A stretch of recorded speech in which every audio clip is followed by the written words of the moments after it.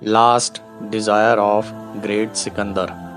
सिकंदर आज़म, जिसको विश्व विजयी कहते हैं, जब सारी दुनिया को जीतता हुआ भारत के उत्तर पश्चिम व्यास नदी के पास आया तो फौज ने आगे बढ़ने से इनकार कर दिया। मजबूर होकर वह वापस लौट पड़ा। उसने ज्योतिषियों से पूछा कि मेरी मौत कब होगी। ज्योतिष समझदार थे। उन्होंने हिसाब लगाकर देखा कि उम्र बहुत थोड़ी है, करीब करीब ख़त्म हो चुकी है। अब झूठ कहना नहीं और सच कहने से अपनी जान का डर था। सोच विचार कर कहा कि आपकी मौत तब होगी जब आसमान सोने का और ज़मीन लोहे की होगी। सिकंदर खुश हो गया और कहने लगा, फिर क्या फ़िक्र है, मुझे तो कभी मरना ही नहीं। जब आसमान सोने का और ज़मीन लोहे की होगी तब मैं मरूंगा। जब वह पश्चिम फारस जाते हुए सीस्तान के रेगिस्तान में से गुजर रहा था तो उसे मलेरिया हो गया। पीछे पीछे फौज थी, आगे आगे आप खुद और वज़ीर। ज्यों ज्यों आगे बढ़ता गया बुखार तेज़ होता गया। फौज पीछे रह गई। आखिर वज़ीर से कहने लगा, वज़ीर, मुझे तो बुखार हो गया है। वज़ीर ने कहा कि बादशाह सलामत, 2-4 मील आगे चलो, कोई पेड़ आ जाए जहां आराम किया जाए। जब आगे गए तो बुखार बहुत तेज़ हो गया।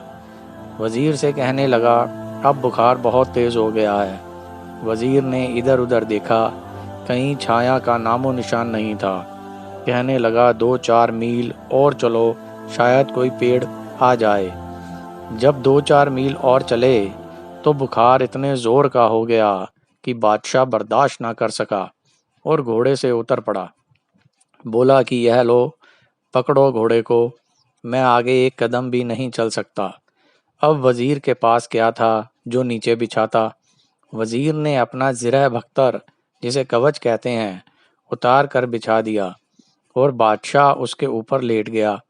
ज़िरह बख्तर लोहे का एक कोट होता है जिसको बादशाह या वज़ीर आदि लड़ाई के वक्त पहनते हैं। अंदर रेशम की तहें होती हैं ताकि लोहा जिस्म को ना चुभे और गोली या हथियार की चोट का असर भी ना हो। दोपहर का वक्त था, गर्मी ज़ोरों की थी, पेड़ों का कहीं नाम नहीं था। वज़ीर क्या करता। छाया के लिए उसने बादशाह की सोने की ढाल ऊपर कर दी। अब जब मौत आती है तो आदमी को पता चल जाता है। सोचने लगा, ज्योतिषियों का कहना सच हो गया। इस समय ज़मीन लोहे की और आसमान सोने का है। अब मेरी मौत होगी। इतने में सारी फौज और हकीम वहां पहुंच गए। बादशाह ने कहा, मेरी नब्ज़ देखो। नब्ज़ देखकर उन्होंने कहा कि जनाब, अब आप बच नहीं सकते। उसने कहा, मैं अपना आधा राज्य देता हूँ, मुझे एक बार मेरी माँ से मिला दो। हकीमों ने कहा, यह मुमकिन नहीं, क्योंकि हमारे पास अब कोई इलाज नहीं है। बादशाह ने फिर कहा कि मैं अपना सारा राज्य देता हूँ, मुझे एक बार माँ से मिला दो, मैं मांग कर रोटी खा लूँगा। उन्होंने कहा कि आपकी उम्र की अवधि पूरी हो गई है, अब एक श्वास भी नहीं मिल सकता। इस पर वह महान सिकंदर बच्चे की तरह फूट फूट कर रोया। एक दिन में 24,000 श्वास होते हैं।